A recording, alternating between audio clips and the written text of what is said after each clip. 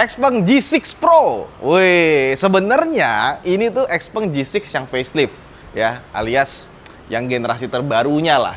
Soalnya kemarin waktu Era Jaya bawa Xpeng ke Indonesia, mereka tuh langsung launching G6 dengan harga 599. Terus nggak sampai 2 bulan keluar G6 Pro alias yang faceliftnya. Cuma sama si Xpeng saya dikasih Pro ya. Jadi kayak bukan facelift, kayak varian yang baru aja gitu. Dan harganya itu 619. Jadi bedanya sekitar 20 juta rupiah. Dan kalian tau nggak, ini udah Maret loh. Udah Maret tanggal 13 kali ya sekarang ya? 12. Sampai sekarang itu belum ketok palu ya. Apakah insentif mobil listrik itu diperpanjang atau tidak diperpanjang? Ya, jadi sampai sekarang belum ada keputusannya. Kita masih belum tahu diperpanjang apa enggak, tapi Xpeng sudah menaikkan harga dengan skema jika PPN-nya dari 2% menjadi 12%. Jadi sekarang kalau kita lihat price list-nya di website Xpeng, itu sekarang jadi 679 harganya. Tapi misalkan nih, ternyata April besok, jeger! Ternyata keputusannya adalah diperpanjang insentif mobil listriknya. Maka harga ini akan kembali ke 619 harusnya. Jadi harusnya kalian dapat cashback ya. Dan lucunya nggak semua pabriknya tuh naikin harga loh. Jadi nggak tahu apakah mereka siap rugi atau gimana. Karena menurut gua sih industri mobil tuh gede ya. Melibatkan banyak stakeholder, banyak pekerja di dalam. Tapi untuk keputusannya tuh belum ada sampai sekarang. Kayak belum diperhatikan gitu.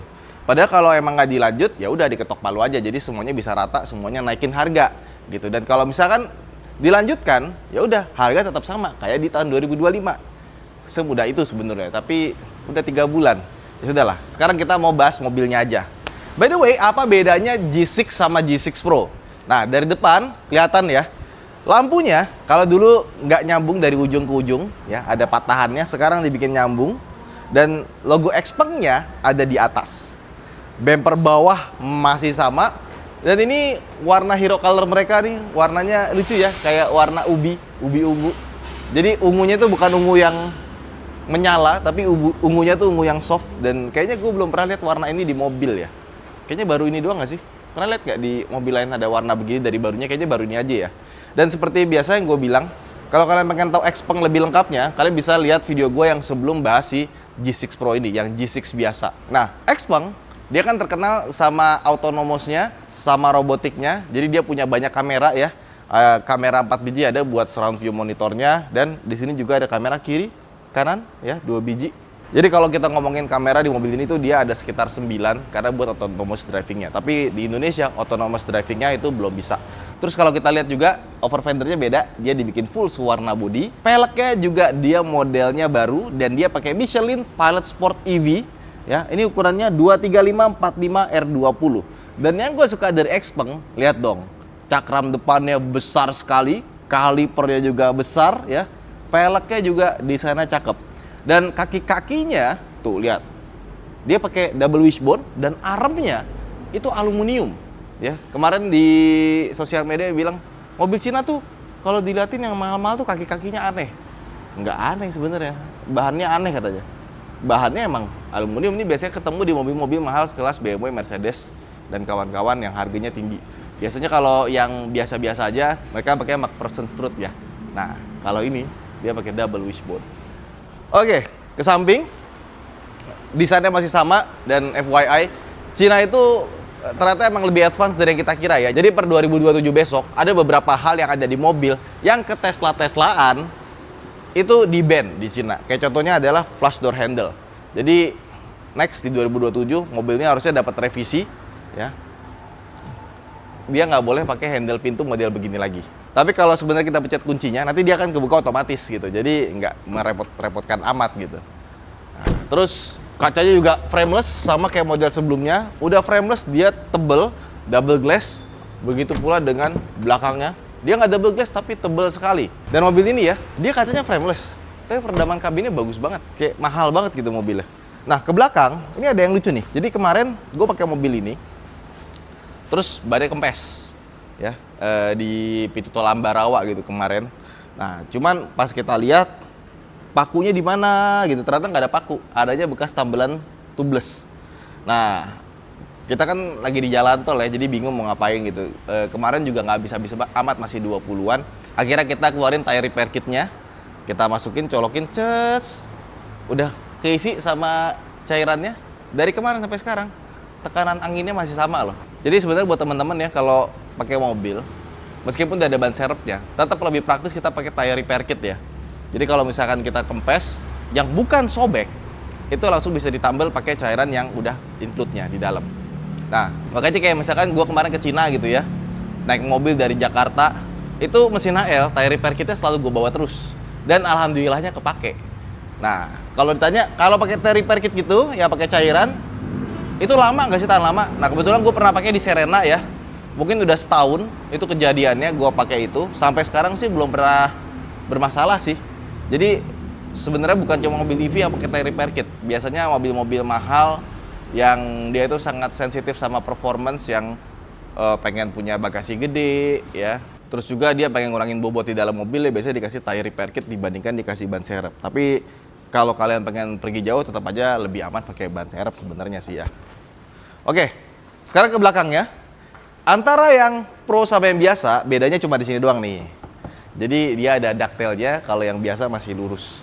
Sama aja sih, dan ini kan ductile-nya dia sebenarnya bahannya plastik ya. Jadi kita bisa upgrade gitu kalau kita punya yang pro. Tinggal diganti aja, langsung deh. Jadi kelihatan varian facelift ya. Dan di belakang juga ada kamera di bagian sini. Kamera lagi di sini ya. Sama di sini kamera. Jadi belakang ada 3 kamera. Jadi total kameranya sebenarnya lebih dari 9, ada 10 ternyata. Belakang 3, kanan kiri 6, sama di spion, depan 1. Banyak ya. Dan sensor parkir juga banyak banget. Tulisan Xpeng-nya dia jadi kayak stone grey gitu ya, termasuk ke G6-nya. Dan kalau misalnya kita nyalain wipernya, wiper itu dari atas dia. Cakep ya. Nah, sekarang kita buka aja bagasinya. Bagasinya gede. Nah, gede dan agak sedikit berantakan ya. Kemarin kita habis survei tol dan kita juga dikasih separasi seperti ini. Oke, separasi juga bagus ya. Nggak terasa murah gitu. Nah, ini nih repair tool assembly-nya. Jadi kemarin kita pakai ya. Tuh. Udah kosong. Kemarin masih berat banget. Nah, ini dia tire inflatornya. Dan sampai sekarang masih bagus ya, alhamdulillah. Nah, cuman kalau misalkan kalian, oh punya gue udah kepake, gimana dong kalau udah kepake? Belinya di mana? Beli yang punya mesin HL aja. Nah, ini bisa kita tarik seperti ini ya. Nah, cuman dia nggak bisa dibikin ikut ke atas ya, kan ada beberapa mobil yang kalau ikutnya bisa naik ke atas ya, dia nggak bisa, dia cuma begini aja. Nah, terus di bawahnya ada tempat penyimpanan lagi besar ya, dan ini tuh aslinya ditaruh sini sebenarnya. Sama nggak tahu kenapa mobil-mobil dari Tiongkok tuh suka dikasih reflective vest ya. Ini kalau misalkan kita lagi di malam-malam hari di jalan tol, menepi di pinggir jalan, pakai ini lebih bagus. Karena pas kita lagi pakai ini, ada mobil pakai lampu gitu kan, dia tuh langsung mantulin gitu. Jadi kemungkinan kecelakaannya lebih kecil dibandingkan kita nggak pakai ini. Lebih kelihatan. Sama ada ini nih. Ini segitiga pengamannya. Oke. Yuk. Di sini ada lampu kiri kanan dan ada subwoofer besar sekali.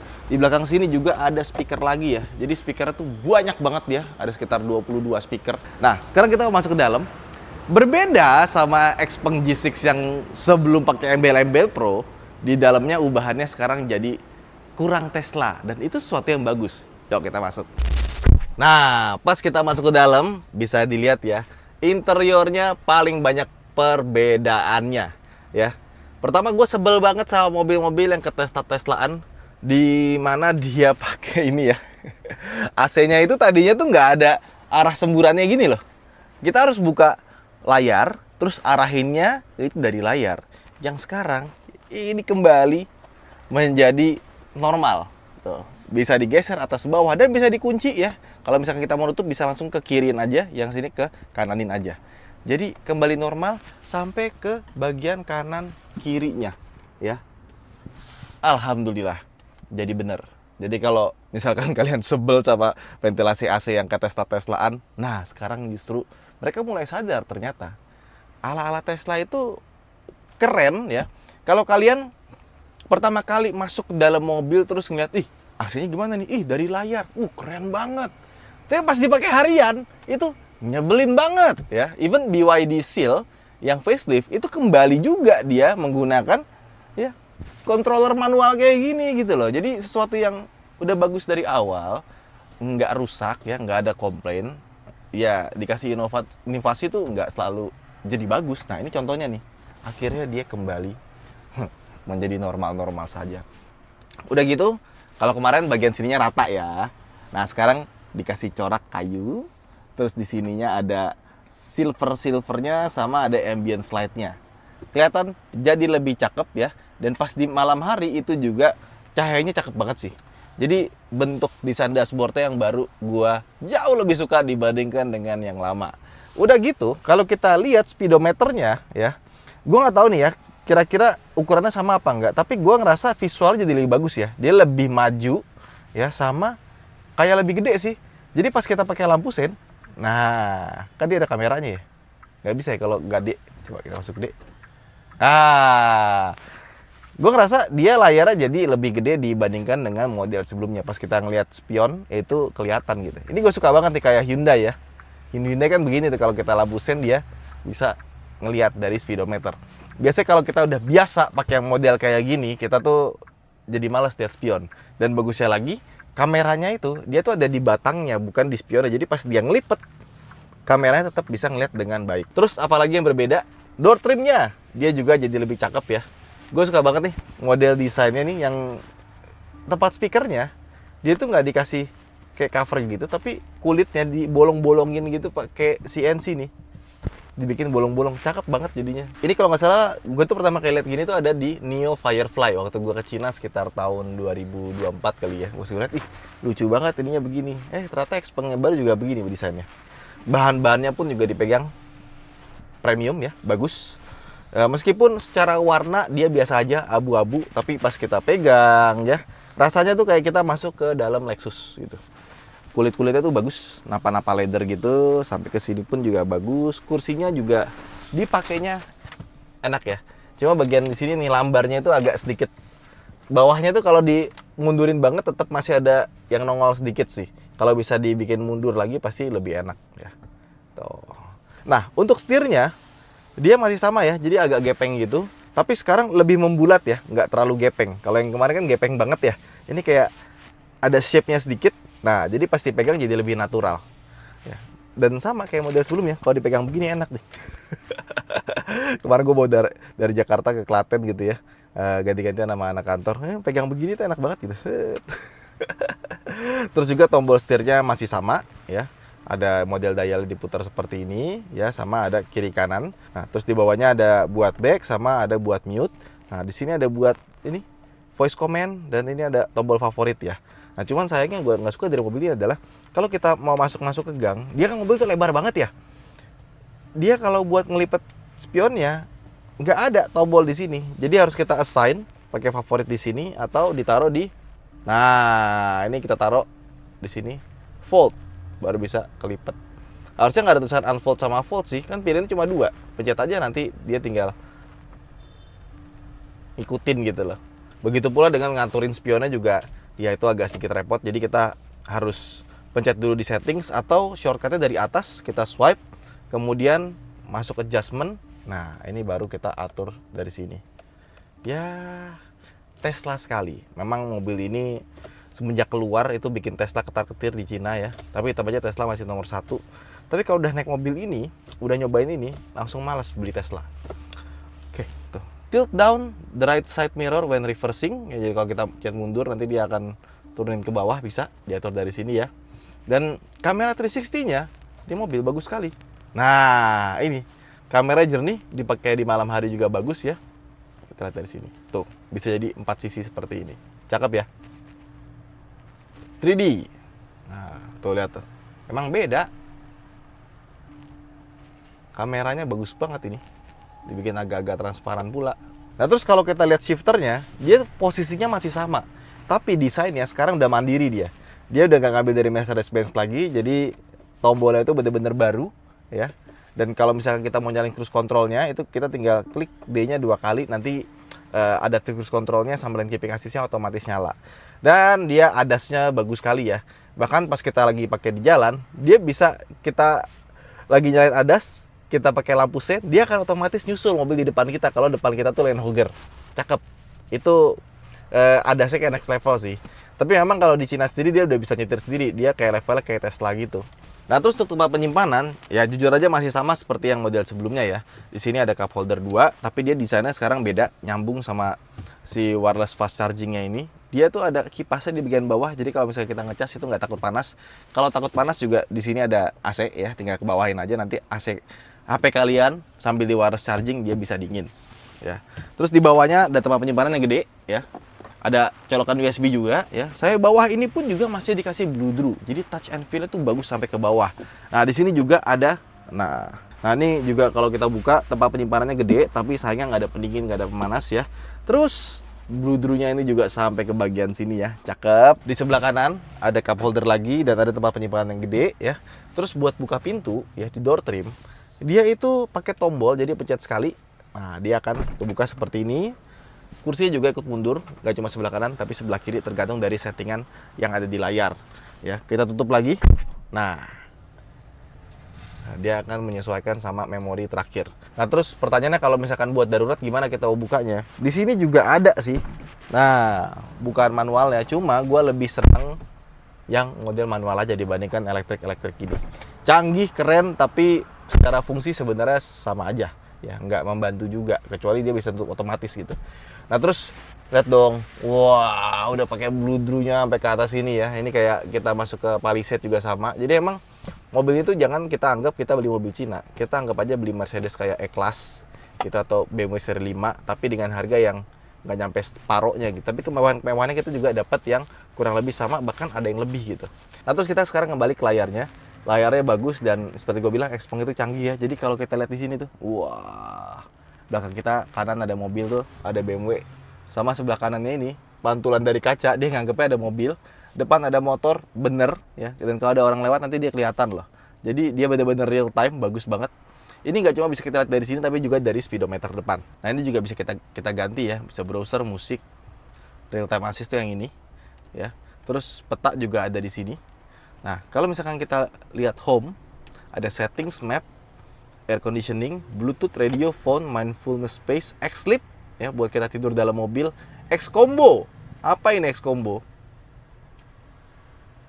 Auto defogging, oke, smart heating, winter remote car preparation, ultra fast cooling dan kawan-kawannya ada di sini. Ini kayak fitur-fitur tambahan gitu ya. Kamera 360, DVR, lokal media, Android Auto, wired casting, nggak perlu. Karena udah ada Android Auto sama Apple CarPlay-nya tuh dia sudah wireless dan bagus pas kita pakai ya. Dia punya App Store juga, jadi kita bisa tambahin, wow, ada YouTube, Disney Plus, Prime Video, Audible, dan kawan-kawannya. Oke, menarik. Dan dia sudah OTA semuanya, over the air ya. Jadi kalau misalkan kita mau download apa dan kawan-kawan tinggal masuk aja gitu. Oh iya, kemarin kita nggak nyoba YouTube pas lagi jalan ya. Sayang banget ya. Kita nyobanya justru pakai Caravan. Jadi ini aplikasi karaoke. Kemarin waktu lagi di GJAW, IMS, ada lomba nyanyinya tuh. Nah, suara kita jadi masuk ke speaker. Ya. Kita bisa nyanyi. Kena ini nggak? Copyright. Jadi bisa dipakai buat karaoke, tapi ini sebenarnya bayar ya. Jadi kalau misalnya kita mau akses semua lagunya, ya kayak misalkan nih karaoke klasik gitu ya. Nah, itu banyak yang dikunci. Nah, pas kita mau bayar harus pakai PayPal. Jadi ada banyak aplikasi dan Caravan tadi tuh bisa dipakai kita sambil nyetir loh. Ya. Cuma tetap aja kalau bisa nyetir jangan terdistraksi sama gini-ginian. Ini cuma buat yang nggak lagi nyetir aja ya. Oke, lanjut. Aplikasi ada banyak, user manualnya ada di sini ya dan kawan-kawannya. Jadi emang kalau dibilang digital car ya, ini digital car banget gitu. Nah, terus biasanya mobil Cina tuh dia punya colokan USB buat naruh dashcam, tapi di mobil ini nggak ada sih. Jadi ini emang agak beda. Nah, kita buka di sini. Nah, tuh lihat tuh ada lampunya dua kanan kiri, dipegang bahannya Bluedroo bagus ya. Tuh, cakep. Ini kita buka lagi. Set. Nah, ini juga magnet. Ping. Nah, jadi yang gue suka dari mobil ini kalau masuk interiornya memang desainnya mungkin nggak yang meliuk-meliuk yang wah gitu ya, tapi part-part yang kita pegang gitu semuanya itu bagus.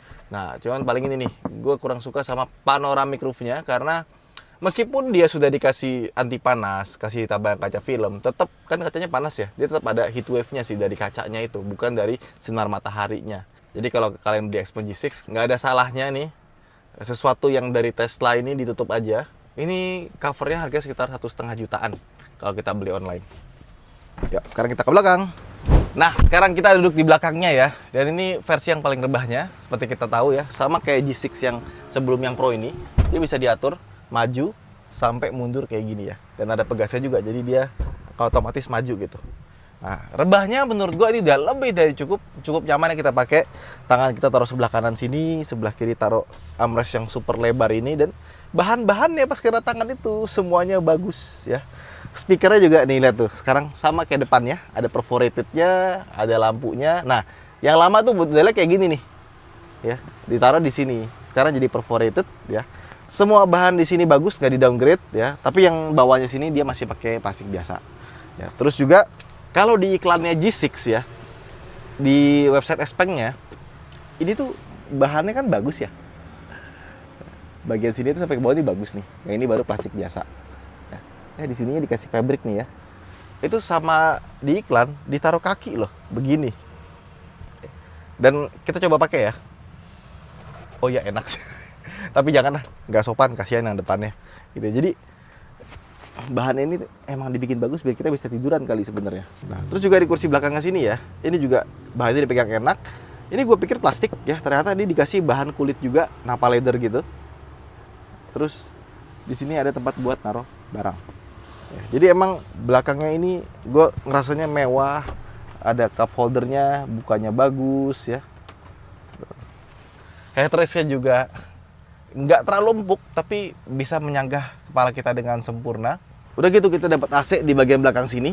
Ini bisa dimatiin dari depan, tapi yang dikurangin dari model yang G6 bukan yang Pro ya. Kemarin tuh waktu gua coba, dia tuh ada penghangat kursi di bagian belakang, tapi nggak ada tombolnya. Jadi kita harus pakai voice command atau minta dinyalain sama penumpang depan.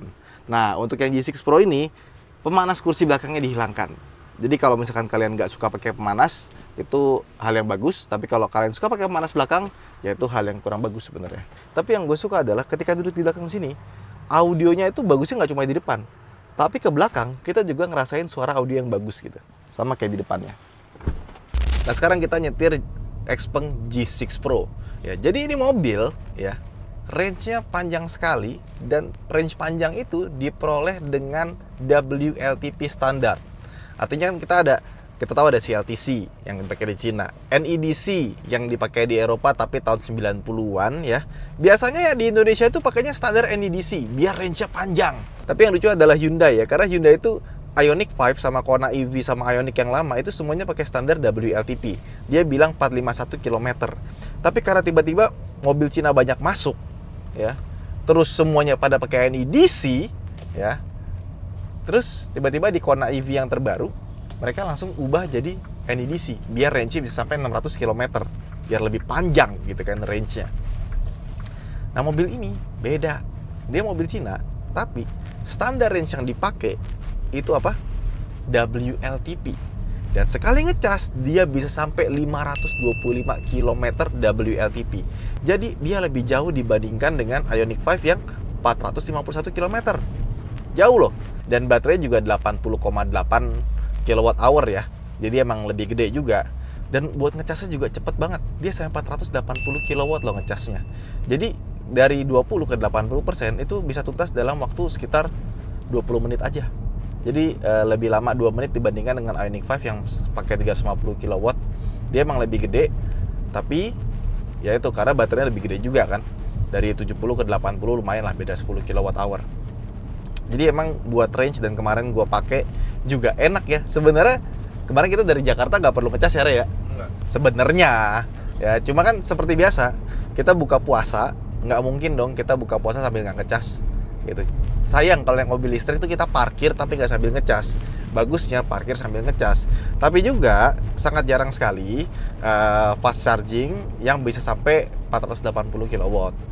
Nah biasanya yang 480 kW itu punyanya si Voltron ya, dan itu cuma ada beberapa titik aja. Kalian cek aja di Voltron ada berapa chargeran yang bisa sampai 480 kW. Sisanya rata-rata 100, 150, 200 ya segituan. Dan kemarin kita ngecas di 200 kW, kita buka puasa makan nasi ayam, kita juga yang cepet gitu ya. Mas Budi ya namanya ya. Itu pas di aplikasi, lah udah penuh mas. Udah penuh. Cepet banget. Padahal kita pakein 200 kW ya. Iya. Itu pun udah cepet banget gitu. Jadi kalau buat kalian yang sering keluar kota pakai ini ngecasnya cariin 200 kW cepet banget dan range-nya panjang gitu. Gue Jakarta Klaten mungkin gak usah pakai ngecas. Karena 525 itu WLTP, bukan NEDC. Wow. Ya gitulah. Terus gimana rasa berkendaranya? Katanya Xpeng, kaki-kakinya semuanya di-tuning ulang dan kawan-kawannya. Rasanya lebih enak, bener. Ya, jadi reboundnya itu nggak secepat yang lama kan cepat banget mantulnya tung. Mungkin kayaknya didesain buat market Cina kali ya, yang jalannya bagus-bagus, mulus-mulus. Di Indonesia nggak cocok yang kayak gitu. Nah, yang ini reboundnya lebih bagus, tapi pas kita bawa kenceng, duduk di belakang, di MBZ terutama, itu masih terasa lompat-lompat ya. Belum sampai yang mahal banget gitu rasanya. Tapi kalau kita duduk di depan, itu rasanya enak, pas. Dan seperti biasa, tuh Xpeng ya, lihat gue turunin deh, bisa nggak kelihatan kameranya? Ini lagi, kelihatan? Lagi merah. Nanti kalau depan hijau, nih ya, ingat kasih tahu hijau nih. Kita tunggu ya. Nggak enak banget lagi di belakang mesin tinja. Coba, hijaunya kapan? Nanti dia ikut hijau nih. Tuh, hijau kan? Kamera itu canggih banget gitu. Dia bisa ngelihat kapan merah, kuning, hijau. Dia juga bisa ngelihat kapan ada batas kecepatan, langsung kasih tahu berapa batas kecepatan gitu. Ada rambunya, dia bisa ngelihat ada rambunya apa. Cakep tuh, lihat tuh. Mobil dan kawan-kawannya. Ya, ke Tesla-Teslaan memang canggih. Cuma kalau dibanding Tesla, ini jauh lebih enak. Suspensinya lebih enak ya. Gimana soal performanya? Ya, kalau untuk soal performa dibandingkan dengan yang lama, yang G6 biasa bukan yang Pro, nggak jauh beda ya. Jadi 0 ke 100 sekitar 6 detikan ya. Tenaga mesin dan torsinya itu sekitar 252 HP dan torsinya 450 Nm. Tapi mobil ini akselerasinya, ini kita ganti ya. Ini kan individual, kita ganti ke sport. Set. Terus kenceng banget ya. Dan dia punya penggerak roda belakang, jadi RWD bukan FWD. Tapi meskipun dia RWD ya, itu sayang banget kap mesinnya itu nggak dikasih tempat storage ya. Dan pas gue buka juga dia masih ada lubang gitu loh. Artinya sebenarnya dia bisa pasang aksesoris biar dia tuh jadi ada lubangnya gitu.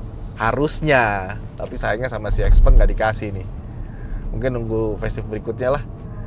Tapi ini mobil fine tuningnya lebih baik dibandingkan model sebelumnya. Setirnya lebih enak ya, handlingnya bagus. Pedal feel-nya juga enak ya. Cuma paling enak di mode comfort ya. Kalau di mode yang lain rasanya ya seperti itulah. Regenerative braking mobil yang enak tuh menurut gue cuma baru BMW, Volvo sama Ioniq ya. Yang bener-bener bisa berhenti itu enak tuh baru 3 mobil itu. Cus. Ini mobil menyenangkan sih. Dan untuk harga segini ya, itu range yang kita dapetin, performa yang kita dapetin, dan kemewahan kecanggihannya itu asik banget. Sama tadi gue bilang ya, nih, bisa nggak nonton YouTube sambil jalan? Bisa ternyata. Tuh. Dan dia udah ada paket datanya di dalam mobilnya gitu. Bisa dicek pakai aplikasi juga, dan dia juga bisa parkir sendiri secara otomatis. Dan auto parkingnya juga bagus ya. Terutama ini mobil kan lebarnya 1920 mm. Hampir 2 meter gitu. Kelihatannya kecil. Pas kita bawa tuh, gede nih mobil. Apalagi spionnya panjang. Visibilitasnya bagus, sama kayak model sebelumnya. Dan kita bisa ngintip di bagian tengah-tengah sini ya. Jadi ini mobil, kalau kalian pengen Tesla, ya. Cuma nggak suka dengan Tesla-Teslaannya, ini udah lebih manusiawi dan way much better dibanding Tesla. Cuma nanti tahun 2027 ini pasti banyak perombakan nih. Karena kan peraturan Cina yang baru, yang pertama door handle tuh nggak boleh yang buka-buka begitu, yang rata body bukanya susah, dia harus yang gampang. Terus yang kedua, tombol-tombol juga mesti balik. Beberapa hal yang krusial tuh tombolnya mesti ada fisiknya dan ada rasa menekannya ya. Jadi nggak boleh tuh tombolnya ala-ala touchscreen-nya kapasitif tuh nggak boleh untuk beberapa tombol. Terus juga setir model yoke yang tengahnya bolong sini, itu nggak boleh ya. Tapi alhamdulillahnya si Xpeng ini belum pakai setir model yoke begitu ya. Ini masih setir normal meskipun agak gepeng. Dan ADAS-nya itu juga harus sudah pakai yang level 3 kalau kita mau pakai fitur entertainment di head unit ini. Karena ya benar sih, head unitnya gede, sayang kalau nggak bisa dipakai buat entertainment ya. Apalagi kalau ada sudah nyala, ini mobil bagus, dia bisa tahu ini mobil sebelah kiri kita ngelewatin jalur, dia udah ngasih tanda merah di sini. Miring. Seakurat itu ya. Tapi ya yang gue suka juga dari ini mobil, kan banyak tuh radar suara-suara aneh-aneh gitu kan, ting dung ting dung ting dung. Tapi dia tuh suaranya elegan dia kalau ngasih notification. Jadi nggak ngerasa keganggu kita di dalam. Terus ini mobil punya audio yang bagus ya, Exopra-nya itu bagus sekali. Gue suka. Dia tuh separasinya bagus ya. Jadi nggak cuma sekedar jernih, nggak cuma sekedar kenceng bassnya. Justru gue ngerasa subwoofer udah segede gitu, bassnya tuh kurang dalam. Ya. Tapi yang gue suka itu ininya loh, separasinya itu loh. Ya, jadi suara orangnya, suara instrumennya, dan suara vokalnya itu benar-benar jernih. Jadi gue ngerasa kayak duduk di mobil kelas kontes gitu. Tapi kurangnya mobil kelas kontes, dia sangat sensitif sama format audio yang diputer. Jadi pas pakai Spotify, YouTube Music, YouTube Music Premium itu berasa banget perbedaannya, kualitas dari recordingnya. Apalagi kalau dia belum diremaster ya, lagu-lagu zaman dulu itu berasa di sini kualitasnya kurang gitu. Ditambah audio yang enak, dia juga punya peredaman kabin yang bagus ya. Kelasnya emang peredaman kabinnya kayak kelas kontes juga, kayak kelas kontes audio. Kita tuh sering kali nyetir mobil ini nggak kerasa udah 120, 140, tapi rasanya kayak masih 100 gitu ya. Dan gue pikir apa jangan-jangan nih speedometernya beda gitu sama di GPS. Waktu kita lagi konvoy sama Innova gitu ya, Innova udah jalan 140, kita masih 130-an gitu. Jadi deviasinya nggak sebanyak mobil Jepang.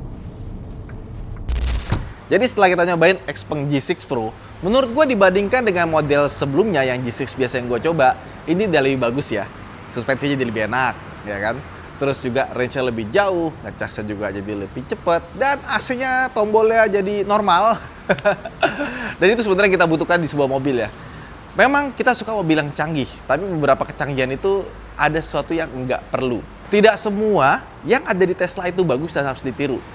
Meskipun banyak orang yang suka sama Tesla. Itu aja mungkin vlog kita kali ini. Buat teman-teman yang sudah beli Xpeng G6 Pro bisa komen di bawah. Dan sampai jumpa di video berikutnya. Bye-bye.